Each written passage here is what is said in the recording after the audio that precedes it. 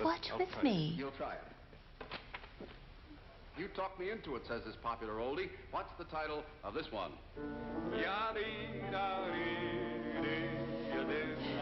You made me love you. Oh, you made me love you. You made me love you. You made me love you. You get all that just from looking at paint on a canvas, and it's just her facial expression, what's going on underneath her eyes that makes you think that. I think that makes it valid and interesting.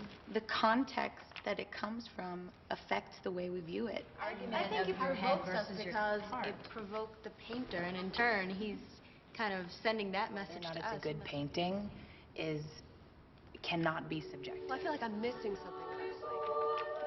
Exactly makes it. I think you're cheated. Yeah, I feel like I'm responsible.